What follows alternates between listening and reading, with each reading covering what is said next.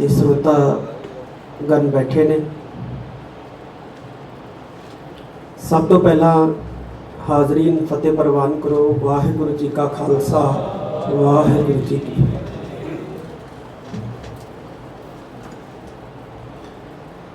पंज रोज़ा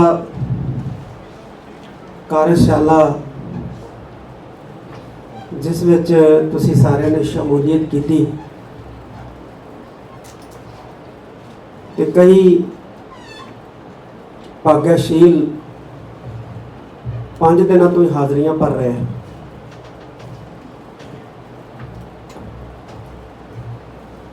इहदा जिहड़ा मंतव है, मनोरथ है, वो इहो ही है कि असी सारे रल मिल के बैठिए ते पाठ उचारण संबंधी भेदां नूं असी खत्म करिए या घट तो घट करन दा यतन करिए।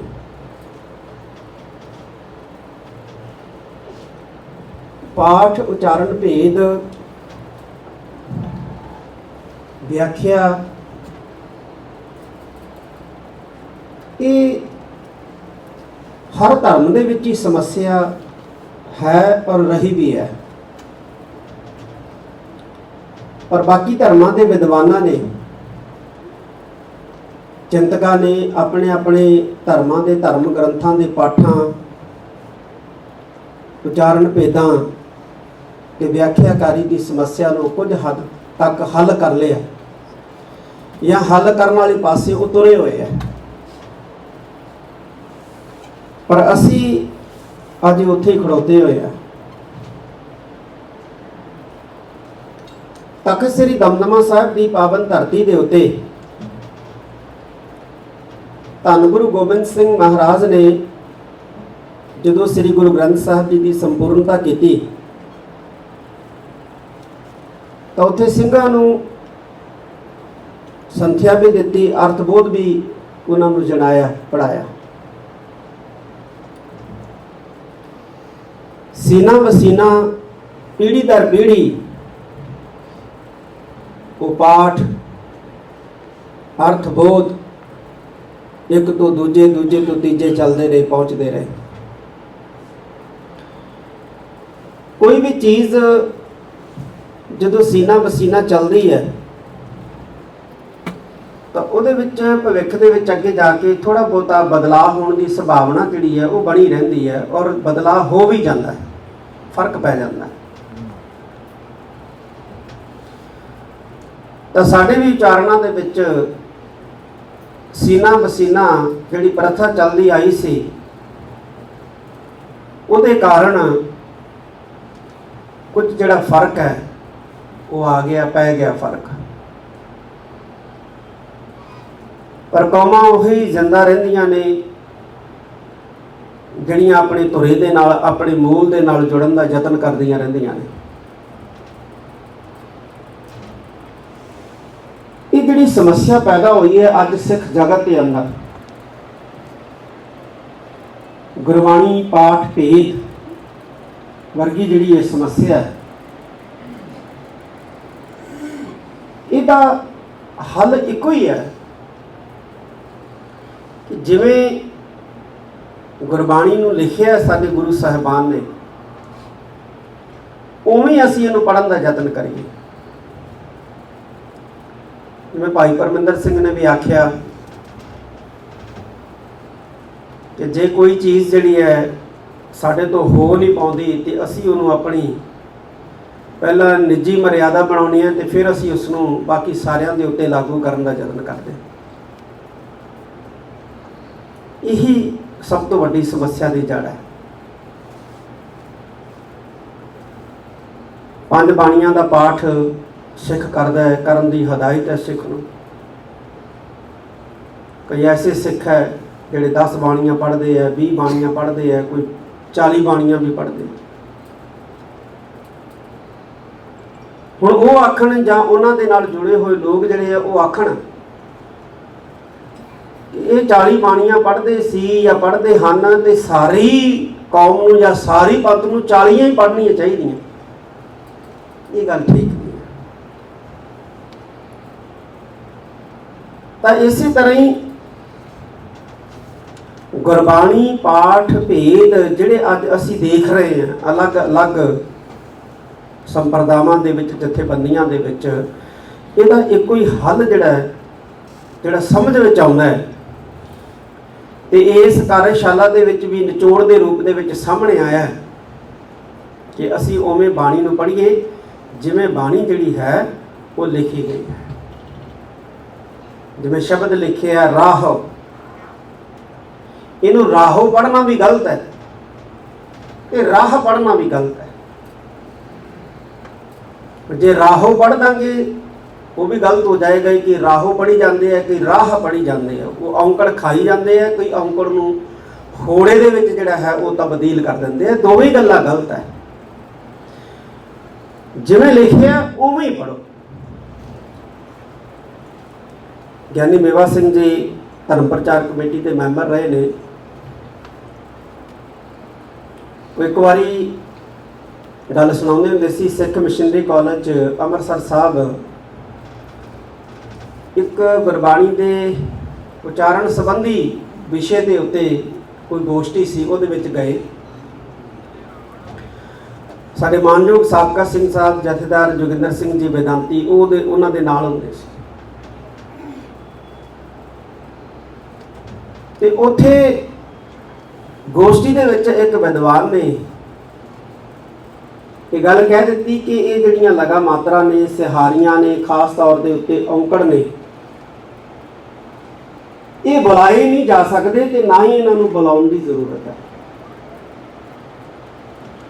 ਗਿਆਨੀ ਜੀ ਦੱਸਦੇ ਹੁੰਦੇ ਸੀ, ਕਹਿੰਦੇ ਅਸੀਂ ਆਖਿਆ ਬਾਅਦ ਦੇ ਵਿੱਚ ਜਦੋਂ ਬੋਲੇ ਬਈ ਇਹ ਗੱਲ ਗਲਤ ਹੈ, ਇਹ ਠੀਕ ਨਹੀਂ ਹੈ। ਇਹ ਸਿਹਾਰੀਆਂ, ਖਾਸ ਤੌਰ ਤੇ ਔਂਕੜ ਤੇ ਸਿਹਾਰੀਆਂ ਜਿਹੜੀਆਂ ਨੇ ਇਹ ਬੋਲੀਆਂ ਵੀ ਜਾ ਸਕਦੀਆਂ ਨੇ ਤੇ ਬੁਲਾਈਆਂ ਜਾਣੀਆਂ ਵੀ ਚਾਹੀਦੀਆਂ ਨੇ। ਇਹ ਗੁਰੂ ਸਾਹਿਬ ਕੋਲੇ ਕੋਈ ਡੱਬਾ ਨਹੀਂ ਸੀ ਭਰਿਆ, ਜਿੱਥੇ ਦਿਲ ਕੀਤਾ ਉੱਥੇ ਸਿਹਾਰੀ, ਉੱਥੇ ਬਿਹਾਰੀ, ਔਂਕੜ ਜਿਹੜਾ ਲਾਤਾ। ਇਹਦਾ ਕੋਈ ਮਤਲਬ ਹੈ, ਇਹਦਾ ਕੋਈ ਮਕਸਦ ਹੈ। ਇਹ ਸਿਹਾਰੀਆਂ, ਬਿਹਾਰੀਆਂ, ਔਂਕੜ ਅਰਥ ਦਿੰਦੇ ਨੇ, ਇਹ ਨਿਰਾਰਥਕ ਨਹੀਂ ਹੈ। ਗੁਰੂ ਸਾਹਿਬਾਨ ਨੇ ਲਾਏ ਹੈ ਤੇ ਗੁਰੂ ਸਾਹਿਬਾਨ ਦੇ ਲਗਾਏ ਹੋਏ ਔਂਕੜ, ਦਲੌਂਕੜ, ਸਿਹਾਰੀਆਂ, ਬਿਹਾਰੀਆਂ ਇਹ ਨਿਰਾਰਥਕ ਹੋ ਹੀ ਨਹੀਂ ਸਕਦੇ। ਤਾਂ ਉਹ ਕਹਿਣ ਲੱਗੇ ਜੀ ਦੱਸੋ, ਕਹਿੰਦੇ ਕਿਹੜਾ ਹੈ? ਕਹਿੰਦੇ ਜਿਹੜਾ ਬੁਲਾ ਸਕਦਾ ਹੈ, ਕੋਈ ਲਿਆਓ ਲੱਭੋ ਪਾਠੀ।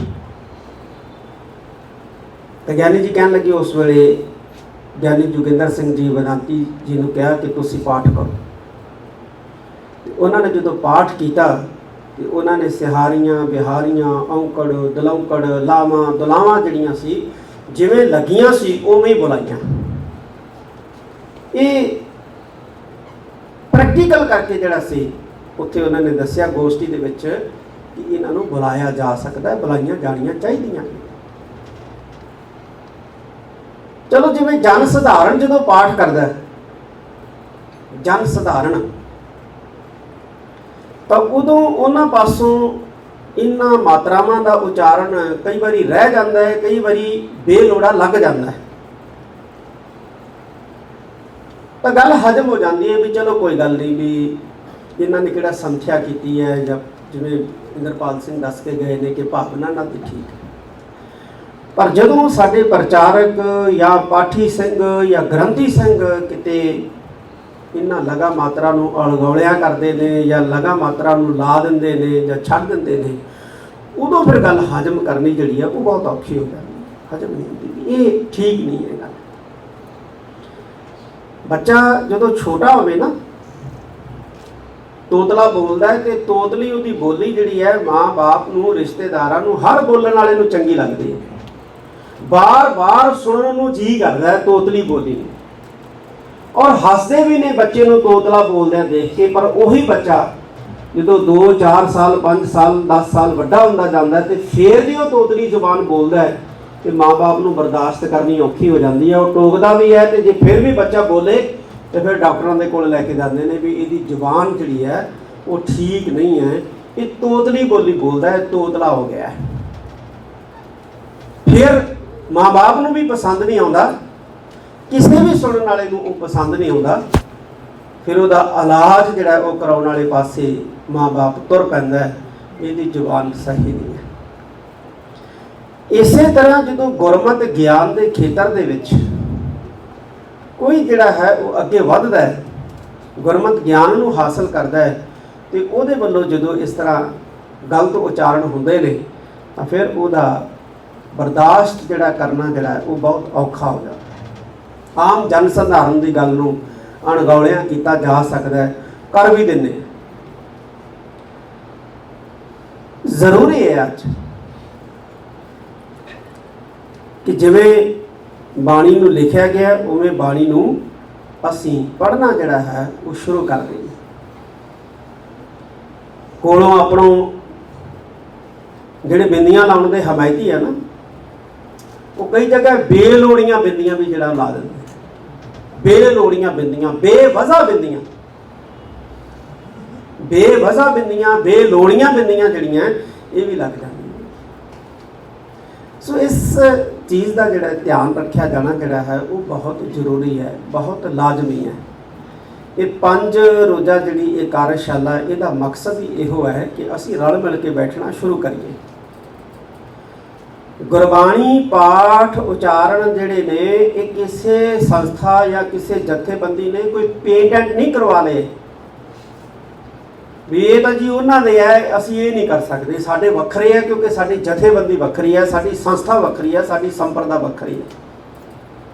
जिहड़ी गल सही है वो सही है, सही नूं जिहड़ा है वो अडॉप्ट करना चाहिए है, सही नूं जिहड़ा है वो मनना चाहिए है। गुरबाणी दे शुद्ध पाठां दे उत्ते किसी विशेष संप्रदा जथेबंदी का अधिकार नहीं है। असीं समझते हैं भी ये तो फलानियां का अधिकार है, फलानियां दे पाठ है, असीं ये पाठ नहीं करते।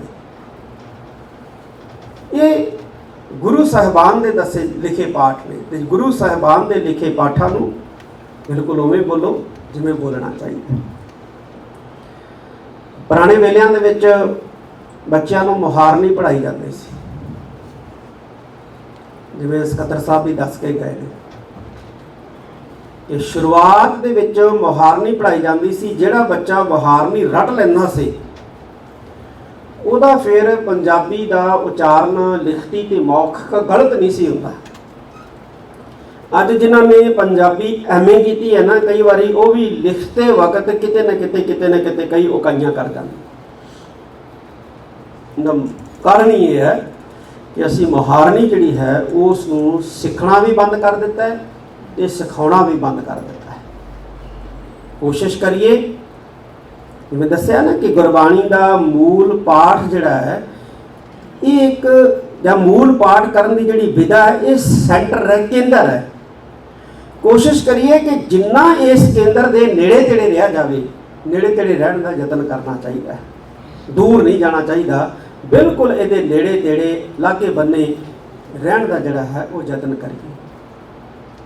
कोई 100% पूर्ण नहीं हो सकता, 100% पूर्णता ब्रह्म ज्ञानी है, इंसान है, असी इंसान तो गलतियां होंदियां ने, असी अरदास भी करते हैं, बाणी पढ़ी है, बाणी पढ़ते हैं, पातशाह होइयां भुलां चुक्कां लई खिमा करनी, पर फिर भी कोशिश करिए कि असी गुरबाणी मूल पाठ करन दी जिहड़ी विधा है ਉਹਦੇ बिल्कुल नज़दीक करीब जिहड़ा है वो रहने का यतन करिए। दूसरी जिहड़ी चीज़ है वो है अर्थबोध। जिन्ना चिर अर्थबोध नहीं ना आउंदा उन्ना चिर भी गुरबाणी दे सही उचारण करन दे विच समस्या जिहड़ी है वो आउंदी है। गुरबाणी पाठ ते फिर गुरबाणी अर्थबोध, सानू गुरबाणी पाठ तो फिर गुरबाणी अर्थबोध वाले पासे वाल भी जिहड़ा है वो तुरना चाहिए। गुरबाणी अर्थबोध वाले पासे जदों असी तुर पए तो फिर उत्थे नहीं खड़ोना, उस तो अगे सानू फिर व्याख्याकारी वाले पासे भी चलना चाहिए। रुकना नहीं है सिख ने, सिख रुकदा नहीं है, रुकण का नाम जिहड़ा है वो सिख नहीं है। सिख चलदा है, सिख सिखदा है और अंतले सवास तक सिखदा है। श्रोमणी गुरुद्वारा प्रबंधक कमेटी ने 550 साला श्री गुरु नानक देव जी के प्रकाश पुरब को समर्पित 6 पाठबोध समागम कराए थे। भाई परमिंदर सिंह जी बैठे ने, तो आलमगीर साहब तो विद्वान बोल के गए ने, इन्होंने उन्होंने पाठ बोध समागमां दे विच संथਿਆ दी। उदों ये पाठी ਸਿੰਘਾਂ ਦੀ ਉਹ पाठ बोध समागम करवाए सी, उदों SCPC ने एक फैसला तो चंगे करके लिया सी कि हर एक पाठी जिहड़ा इस पाठ बोध समागम दे विच शामिल होऊगा उन्होंने 5000 रुपया प्रति महीना जिहड़ा वो दिता जाऊगा, ताकि क्योंकि वो आपदे काम कार रजेवे छड्ड के आउंदा है तो उसनूं थोड़ा बहुता सेवा फल जिहड़ा मिलना चाहिए। पर वो सेवा फल ही जिहड़ा सी वो पाठ बोध समागमां दी समाप्ति का कारण बन गया। खास तौर के उत्ते तख्तूपुर जो समागम किया तो उत्थे ये सीगा कि जिन्हें महीना पाठ बोध समागम के विच शमूलीयत की उन्होंने 5000 दिता जाऊगा, जे किसी ने 2 दिन नागा भी पाता है तो भी कोई गल नहीं।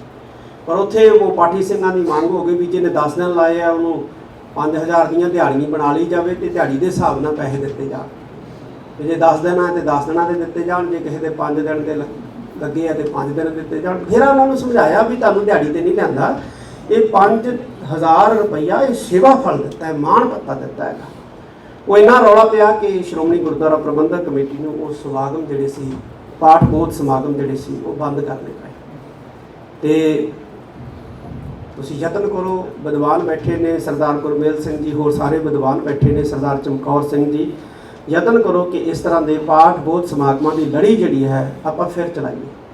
उत्थे ये पाठ बोध समागम हर शहर च चलन, हर नगर कस्बे च चलन। ये नहीं है कि पाठ बोध समागम के विच संथਿਆ लैन वाले जिहड़े ने वो 5000 होने चाहिए या 500 होने चाहिए, जे किते 50 भी है। हुण भी श्रोमणी गुरुद्वारा प्रबंधक कमेटी ने बड़ा वधिया फैसला किया है कि जिहड़ा भी पिंड के गुरुद्वारा साहब का ग्रंथी पिंड के बच्चों नूं जपजी साहब की संथਿਆ दिंदा है तो उन्होंने मान भत्ता दिता जाऊगा। बहुत वधिया ये मतलब हैगा फैसला। पर सानूं हुण पाठी ਸਿੰਘਾਂ ਦੇ उत्ते ग्रंथी ਸਿੰਘਾਂ ਦੇ उत्ते जिहड़ा है वो फोकस करने की लोड़ है, क्योंकि इन्हां ने अगे सिखाउणा तो इन्हां नूं सिखाउणा साडे विद्वानां ने, साडे चिंतकां ने। तो बहुत वधिया गल है। ये 5 रोज़ा जिहड़ा कार्यशाला जिहड़ी इत्थे लगी है ये इत्थे ही समाप्त नहीं हो जानी चाहिए। तुहाडा सहयोग रहा इस लड़ी नूं जिहड़ा है अगे बाद दस्तूर जिहड़ा है वो जारी रखांगे। पंथक संस्थावां के सहयोग के नाल, श्रोमणी गुरुद्वारा प्रबंधक कमेटी आप सारिया संगतां के सहयोग के नाल वाहिगुरू ने चाहया तो कुछ ना कुछ सार्थक नतीजे जिहड़े है वो जरूर साडे सामने जिहड़े है वो निकलणगे। इस पाठ बोध समागम के विच जिन्ने भी बुलारे बोले ने, विद्वान बोले ने, मैं सारिਆਂ ਦਾ ही तह दिलों धन्नवाद करदा ते जिन्ने अज हाज़र होए ने उन्हां दा भी मैं तह दिलों धन्नवाद करदा। जिवें दस्सिया सरदार चमकौर सिंह जी ने एक टीम सी जिन्हें वर्क किया, उस टीम का भी बहुत बहुत धन्नवाद। मेरी एक मजबूरी है जाना, मैं परसों भी मजबूरी सी, परसों भी मैं फ्लाइट पकड़नी सी, अज भी फ्लाइट पकड़नी है। मैं चाहूँगा कि बडूंगर साहब जी बैठे ने, साडे विद्वान हैं, उन्होंने जरूर सुनना है। VC साहब बैठे ने, इन्होंने जरूर सुनना है, इन्हें शब्द प्रवान करने। वाहिगुरू जी का खालसा, वाहिगुरू जी की